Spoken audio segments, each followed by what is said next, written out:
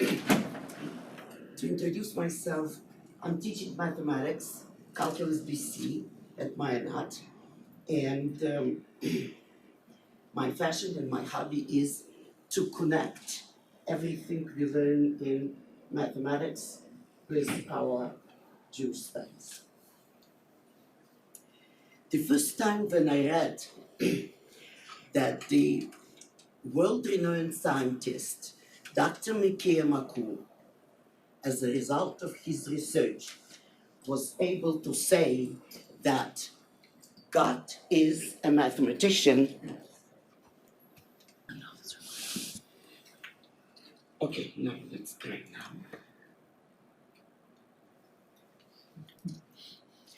We're gonna come back to the middle of 17th century and look what kind of influence on Dr. Mikhail Makur was Isaac Newton.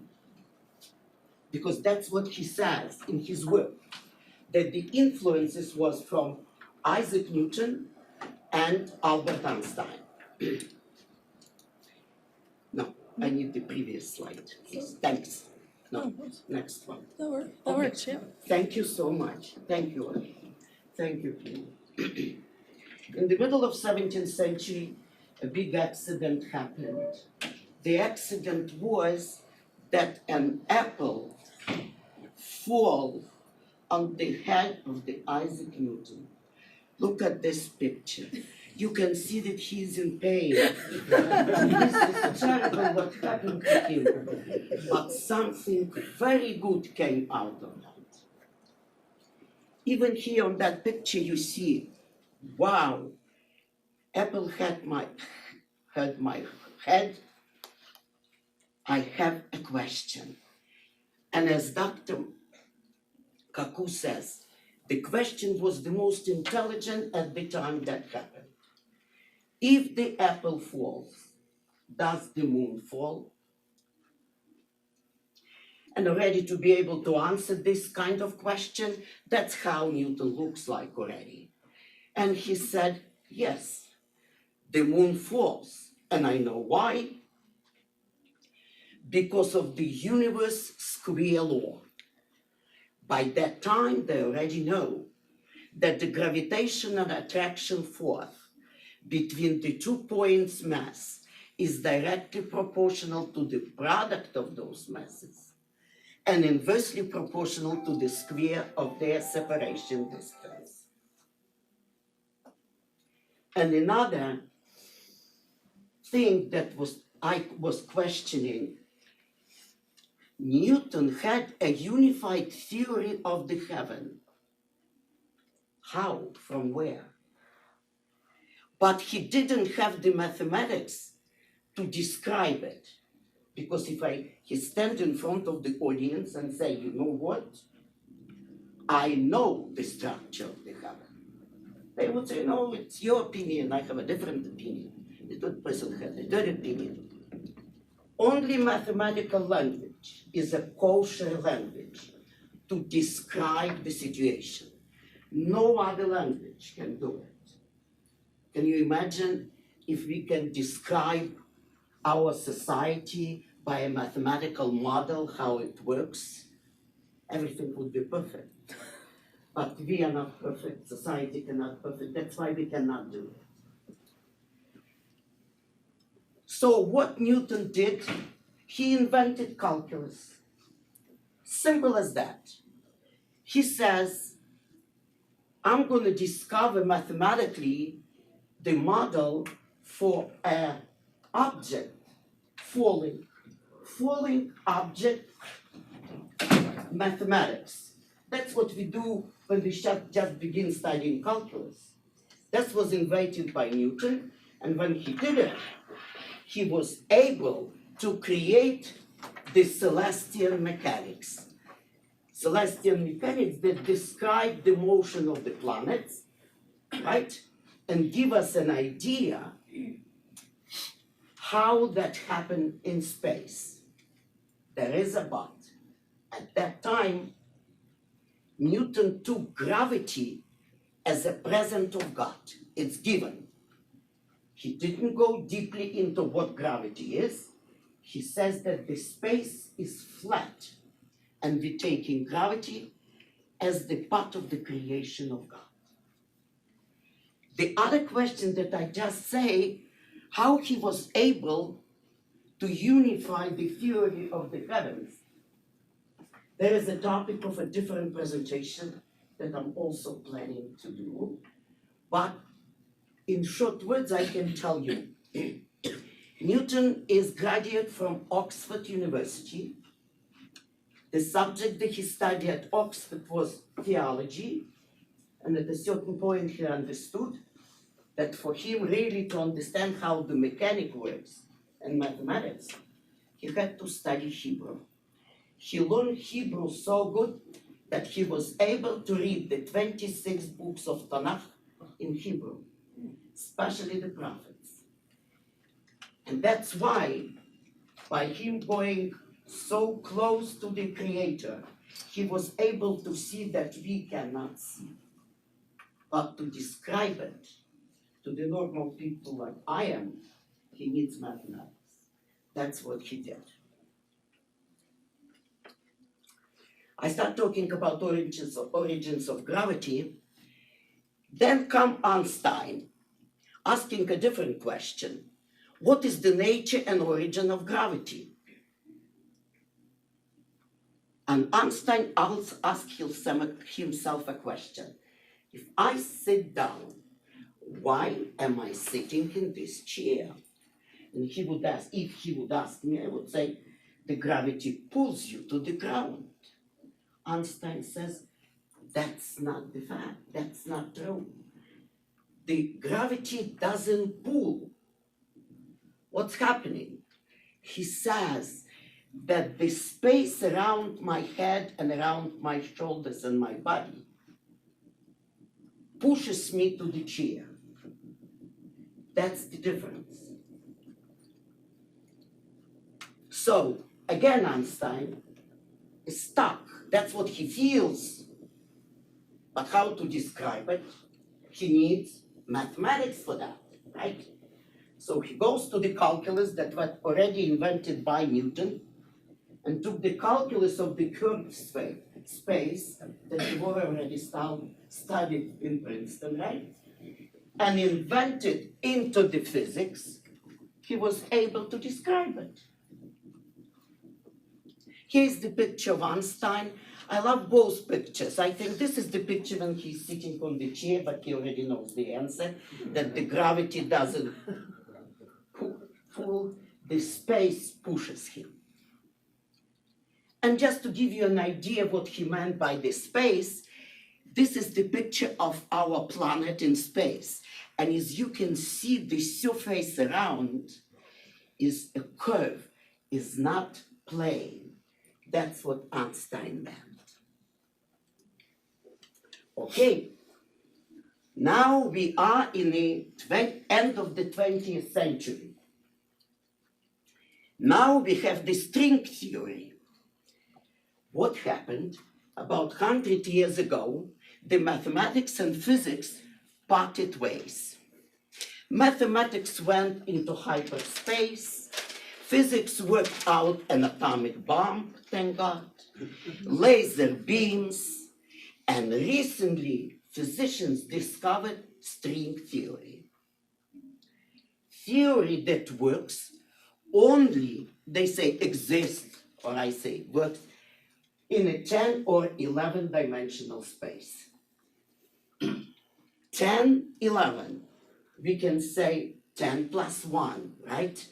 Because Einstein discovered the third dimension, the fourth dimension. You know that every point in space can be described by the 3 dimensions, x, y, z.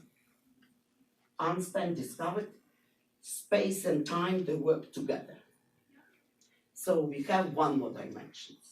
So I have 10 plus 1. The mathematics was shocked because all of a sudden, out of physics, coming mathematics. What we did see before, right? The physician need mathematics to describe the physical, whatever happening in physics. All of a sudden, we had supersymmetric theories coming out of physics and then revolutionized mathematics. And so the goal of physics, listen to that Dr. Maku says. Today, the goal of physics is to find an equation, and this is mathematics, right? To find an equation, perhaps not longer than 1 inch, that allow us to unify all the forces of nature and to allow us to read the mind of God. So the resolution could be that God is a mathematician, the mind of God is cosmic music, the music of strings resonating through the 11-dimensional hyperspace. This is the mind of God. I didn't understand that yet. So I tried to dig deeper and look into our Jewish books.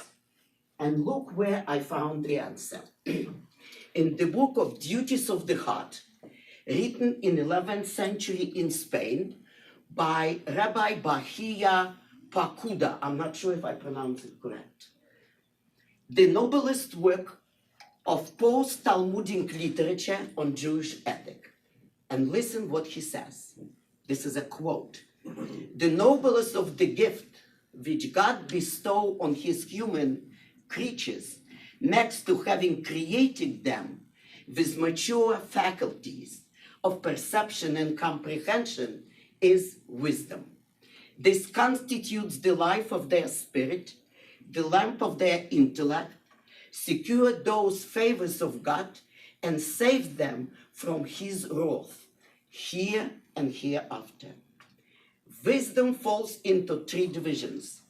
The first division is the science of created things.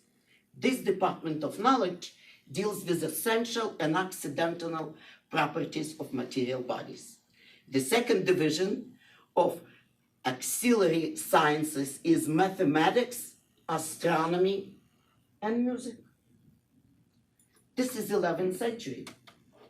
Dr. Kaku didn't read his work, I guarantee you. So what happened? Why we have mathematics, astronomy, and music? I couldn't find the answer in this book because I'm illiterate to read more than I was able to. I don't read Hebrew. I don't have any religious education, unfortunately. So, but this is such a big tzaddik. He was, with his knowledge, so close to the Creator that somehow he was able to make this conclusion. So let's look deeper. This is how the book looks like. Duties of the Heart. And I'm coming now to the book of the wonderful universe of world-renowned scientist in string theory, Dr. Brian Greene, a genius, professor of physics and mathematics of Columbia University, graduated from Harvard University. His lectures are amazing. I listened to one lecture on the internet, and I like this picture. That's the way he explains what he does. What this picture? We live in a wonderfully complex universe, and we are curious about it by nature. Let's start to talk about the ordinary matter. Ordinary matter is made of atoms, which are in turn made of 3 basic components: electrons that whirling around the nucleus, and nucleus composed of neutrons and protons. Electrons are elementary particle, but neutrons and protons are made of smaller particle known as quark. When I was taking course in physics 100 years ago, I didn't know what quark is. At that time, we didn't learn that. Look, today they already have this. Quarks are elementary, and the standard model of particle physics describe both the fundamental building and the natural forces. There are four fundamental forces in the universe: gravity, electromagnetism, nuclear weak, and nuclear strong force. Here's the picture, the structure of the atom, and we see electron, we see neutron and proton, two down quarks, one up. Those quarks, they have very strange name: down, up, bottom, down, something like that. Not there. And this is how the elementary particle looks like: 6 quarks and 6 lepton, electron, muon, and tauon. And the force of nature is electromagnetism, gravity, nuclear strong and weak power. And now we're reaching the iceberg of my presentation. String theory is an elegant vision in which matter and the very forces of nature are interacting filaments of energy. String theory describes nature on extremely small scale. As you can see, go inside the atom. It's extremely small scale. Deep inside of any particle, listen to that, there is a dancing filament of energy that looks like a vibrating string. And the idea is then, just like vibrating strings, say, over any musical instrument, can vibrate in different pattern and produce different musical notes, rather they produce different particles making up the world around us. So here's the answer to me, that God continues his creation, like I learned from my rabbi, all the time. As you can see, the modern physics now see that.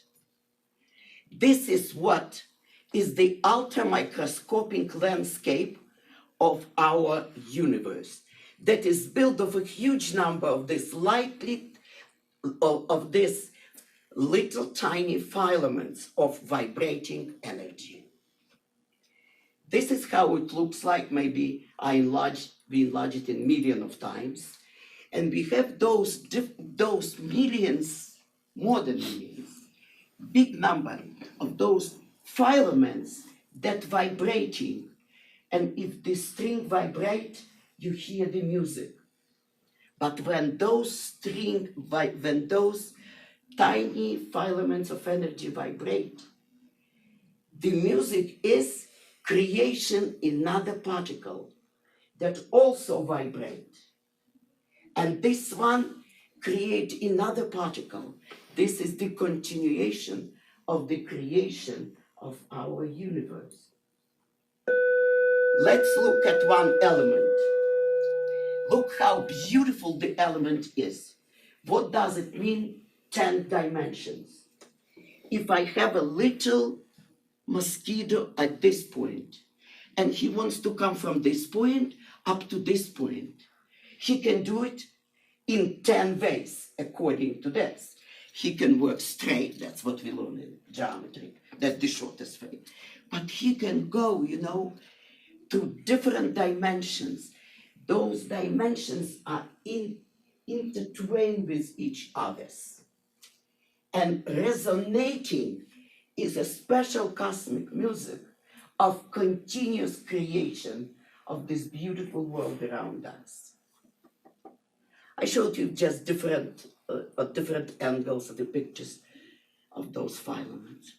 Here, I reached the point where y is 10 plus 1. In the book of physics, you can't find the answer. Guess where I found the answer? But before I do that, this is what Dr. Green says. Here is the catch. Where you study mathematics of string, there you find that does not work in the universe those just 4, 5, or 6 dimensions. It is working only when we have 10 dimensions. Why is 10? And they say the extra dimensions have a very rich intertwined geometry. Sometimes they call it Calabi-Yau shape.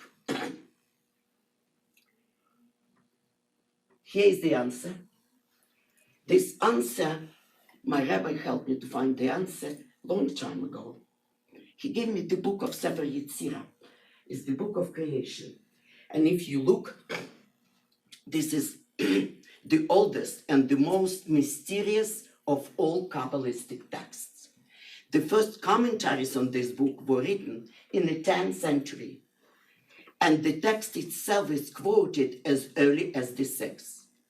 References to the work appear in the 1st century, while tradition regarding its use attests to the existence even in a biblical time. So that comes from Abraham, not from Dr. Green. And this is the first chapter of this book. And I don't know if you can see it. I don't read Hebrew, unfortunately. But the beginning is with 32 mystical passages. And then an explanation by Rabbi Aryeh Kaplan, as I can't even see.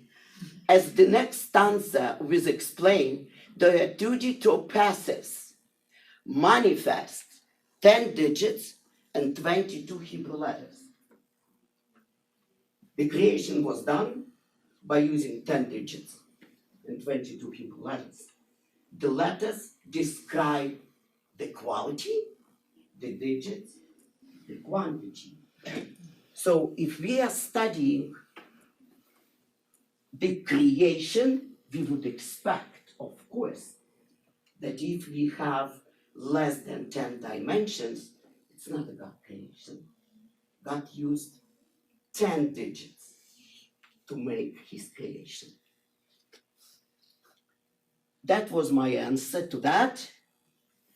And what is supersymmetry?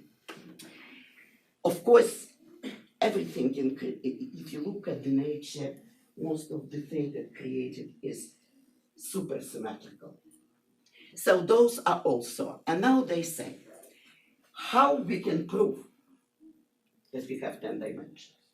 It's not enough for them to read the Sefer Yetzirah. Okay, so I'm not planning to write a letter to Dr. Green. No, they have to have an experiment that would show that we have 10 dimensions plus one which represents the time.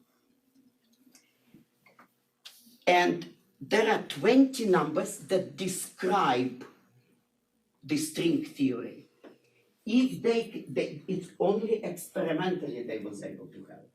If they would able to prove it to the whatever it is, they would say yes.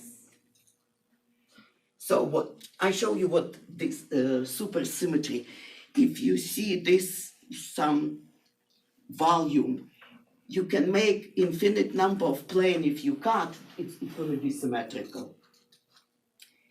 So now we have, and I say, if we would know exactly what the extra dimension look like, then we would be able to calculate the vibrational pattern. Where it's going to be this experiment?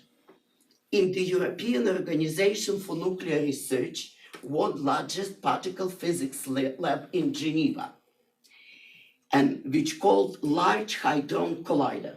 What's going to happen? They're going to send particle at the speed of light, 300,000 kilometers per second, in opposite direction, calculate the energy, the before and after, and by difference they would see if some of this energy was spent for the particle to be rejected by different directions by this 10-dimensional space. And of course, we would say, okay, if that happened, we can conclude, yes, that's true. No. One second. Oh, yeah, I go back, sorry. the conclusion. String theory describes nature on extremely small size. And the physicist says that extra dimension could be as long as 1 millimeter. It's very complicated. And they say, because of flexibility physicists have in defining the extra parameter of string theory. In high energy realm, some have predicted that it might be, look to that, 10 to the power 500. It means it's 1 and 500 zeros. Variants of this theory. To finish, I would say, it's too much to describe by one theory. And of course, we as a human, we can try to understand the creation, but to understand it 100%, we can't, because the level of intelligence of creator is much higher than ours. But trying, it's a very important thing. And at this note, I can say that that's all what I plan to tell you. Maybe my conclusion is not optimistic, but I think it's a reality. We can. Thank you so very much. I'm ready to answer questions, but I don't know what kind of questions. I'm not specializing in string theory. I'm specializing in whatever we study in mathematics, doesn't matter how little or how big it is, the answers are in our books. Thank you very much. Thank you, Deborah, for coming. Thank you, Reverend Glassman. Thank you, Leah. Thank you, all of you. Okay, I think it's not the end yet. It is, I think. Thank you. Stay well. Happy New Year to you.